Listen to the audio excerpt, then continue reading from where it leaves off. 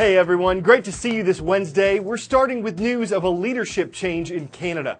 The country's a parliamentary democracy. Its head of state, the Prime Minister, is the leader of whichever political party wins the most seats in a national election. There's no term limit on how long the Prime Minister can serve, so Conservative Party leader Stephen Harper, who's been in power since 2006, was hoping to stay there.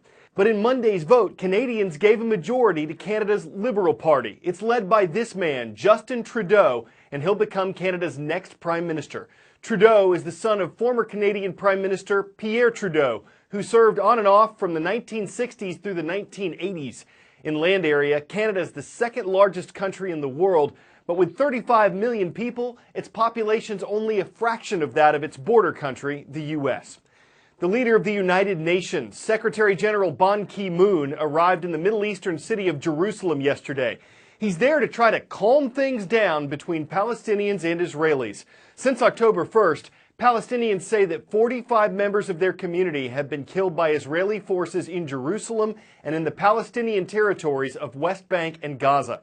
Israelis say that 7 members of their community have been killed by Palestinians using knives, guns, and cars. And UN Secretary Ban says the two sides stand on the brink of another catastrophic period of violence.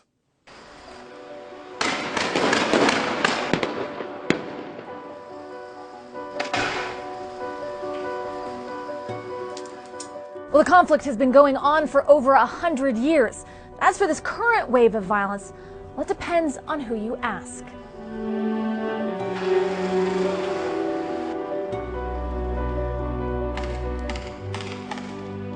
Israeli officials accuse Palestinian leaders of inciting hatred and violence against Israel, encouraging lone wolf-style attacks via social media on Israeli soldiers and citizens. Palestinian leaders blame Israelis. They point to the Israeli occupation that's been in place for almost 50 years. They say Israeli police are too quick to use lethal force. They also point to restrictions on the holy site known to Muslims as the Noble Sanctuary and to Jews as the Temple Mount. They say that Israel is violating the status quo. The status quo is an agreed-upon understanding that governs the site, which is the third holiest site in Islam and the most holy site in Judaism. It says Jews can visit the site at certain times, but they can't pray there, which angers some Israelis who want greater access.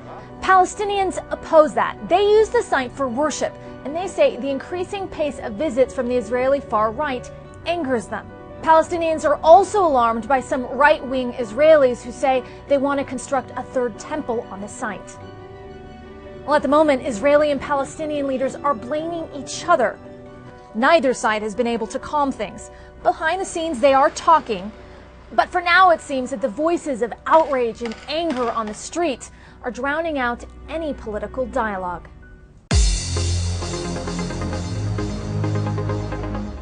Okay, here's a bit of U.S. trivia. Which state became the 7th to join the Union on April 28, 1788? We'll give you a hint. It's Maryland. It's where we're happy to be part of your day at Hyattsville Middle School with the Hawks of Hyattsville. Up next, Queen Creek, a town in south central Arizona. Hello to the Sabercats watching at Santan Foothills High School. And in Eastern Europe, hello to our viewers at Gymnasium number 5. It's in Chorzów, a city in southern Poland. A change to tell you about in the 2016 U.S. presidential race. Jim Webb served as Secretary of the Navy as a Republican. More recently, he represented Virginia as a U.S. Senator and a Democrat. He was seeking the Democratic Party's nomination for president, but Webb was having trouble gaining ground in the polls, and he bowed out of the Democratic race yesterday, though he said he may still run as an independent. His decision leaves 4 Democrats still officially in the race. On the Republican side, 15 people are seeking the GOP nomination.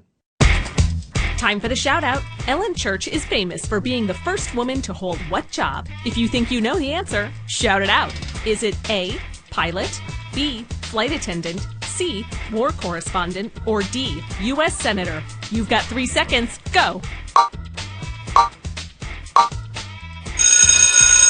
Ellen Church was a licensed pilot and a nurse, but she made history as the first female flight attendant in 1930. That's your answer, and that's your shout out. Church convinced the airlines to hire nurses for the job, saying their presence would help relax nervous passengers. Of course, planes were a lot less safe in 1930, It was just 27 years after the Wright brothers made the first powered flight. Today's technology has helped make it an entirely different experience. Progress sometimes has its downsides, though. A report by air safety experts 2 years ago found that pilots were so dependent on technology that they didn't have good basic flying skills. But if everything works as it should... This is our innovation hub. This is where big ideas come. Turn left, heading 240. And you just turn. You control the aircraft with voice. So cool. Here at Rockwell Collins, we got a sneak peek at the flight deck of the future. Advancements that will affect millions of airplane passengers for decades to come, making airplanes easier to fly, more efficient, and ultimately safer. My name's Jeffrey Shapiro. I design the displays and controls that are up in the flight deck. Jeff showed us their concept flight deck, a simulator designed to help perfect near-market technologies. First up, synthetic vision, a technology that allows pilots to see through clouds. Synthetic vision is a virtual version of the world, and you can see here's our mountains. Now if I look out the window here, I can't see any of that. All I see is clouds. I see the same information that you see here on this device, the heads-up display. It's a transparent display with virtual information painted on it right in front of me. It looks a little bit like a video game, in fact. If you're in a cloud, you don't see the runway. Through this synthetic version of the world, I see the runway, and I can't see through this window at all. That means fewer delays and fewer headaches for you, the passenger. Synthetic vision and heads-up displays are already used on various aircraft in the industry, and soon virtual mapping will include interactive maps of airport runways. You don't want to hit another airplane. Our technology here lets you know where you are and where you need to go. There really aren't any products out there right now that will paint your taxi path on there. To think that turn-by-turn directions are cutting edge is a little baffling considering the everyday GPS devices in our cars. But flight deck technology's come a long way. They had more than 2 crew members back in the day. If you look at the evolution of technology integration in the flight deck, it's exponential. We're living in a very exciting time. Nowhere is this more apparent than in the Advanced Technology Center, where engineers test ideas that won't see the market for another 10 years, if ever, like touchscreen piloting. I want to change airspeed. Right there it is, I change it. Altitude, heading. And soon, pilots may be able to fly simply with their voices. Climb and maintain flight level 210. Climb and maintain flight level 210. I told it one thing. In a real system, that actually takes 3 controls to do. They can account for different grammar, syntax, and even different accents. Descend to 6,000. Descend 6,000. As flight deck technology continues to advance, one can only ask, will we even need pilots in the future? The technology is there. I think it's going to be a while before the public will accept and have faith in that technology.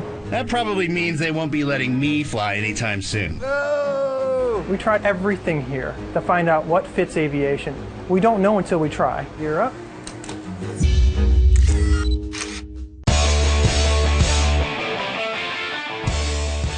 Where's Waldo? He's easy to spot at this event in Colorado. He's all over the place.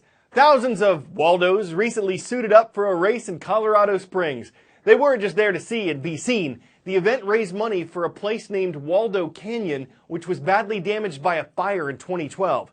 The annual Waldo Run has brought thousands of dollars in recovery. Anyone can participate, and it's only a 5K race, so not much chance of runners hitting the Waldo. Many people were there to book it. They were on foot, so there were no cartoons, and even though their looks pretty much ran the same, it brought together folks of all different stripes. I'm Carl Azus, and I've run out of puns.